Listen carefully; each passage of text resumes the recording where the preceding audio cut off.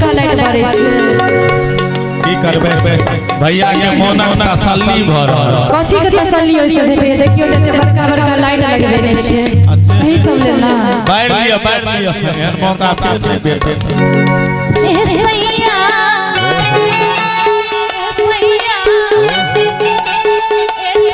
तोहर भैया पढ़ै छी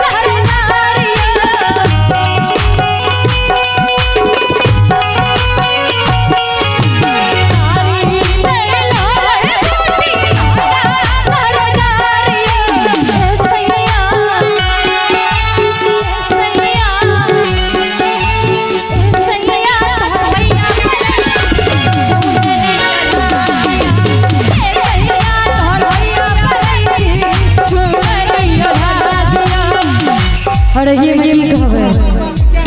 कहां से गिरलै हो कहां से गिरलै हो अमा छरदानी उतल लिया कहां से गिरलै हो अमा छरदानी उतल लिया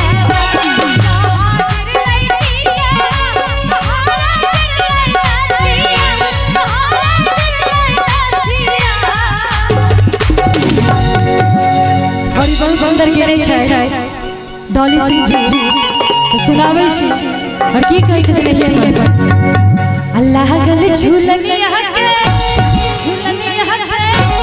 और देखियो एमे हुनकर दोनों के धक्का के धार सुनबै इनको धक्का देख लेबै कनी यहां से अपनो अपनो धक्का दो देबै अहां सब धक्का की भेलै कनी ताली बजा देबै ठीक छै ने अल्लाह गल झूलनिया के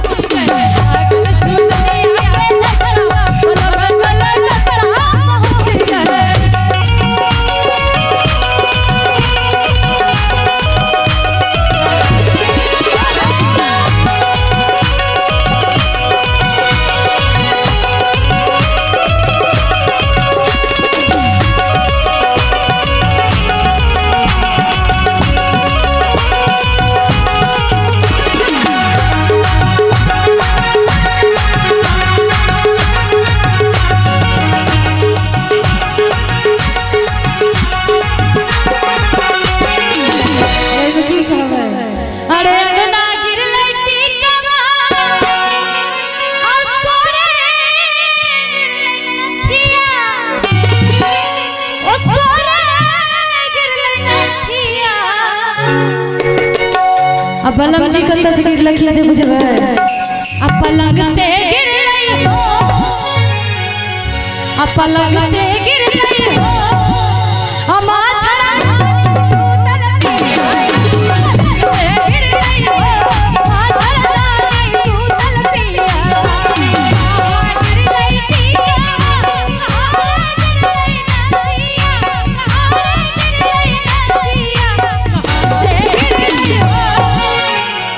कहाँ से गिर गई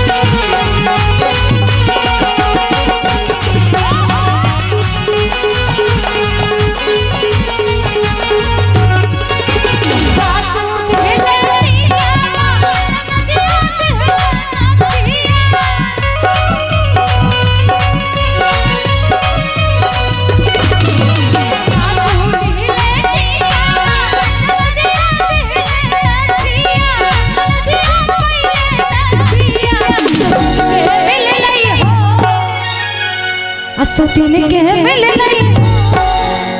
की मिल नहीं कनी आगा आब करबै तो और नीक लगतै कोन किया करे छै विशेष क्या बात है और की मिल ले सोतीन के लेकिन देखियो हम बड़ा जबरदस्त ठहरलो इंसान हम दैते वाला बात नहीं बुझै बस छीने वाला बात बुझै छै लोग से छीनलो किनको किनको गानो छीन लै छै और किनको किनको अपने को छीन ले छै कैमरामैन फोकस कर लो यार छै ना सुपर हिट हो गेलै ना हम की कहबै असतीन से छीन लो हो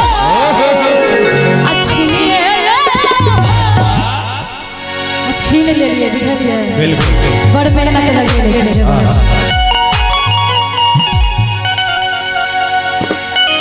बहुत कलाकार के हम गाना से हो छीन ले लिया नहीं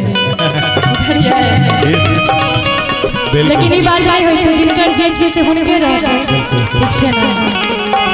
तो सतीन से छीन गई अच्छिए ले लिए हो अब छड़ा टूटल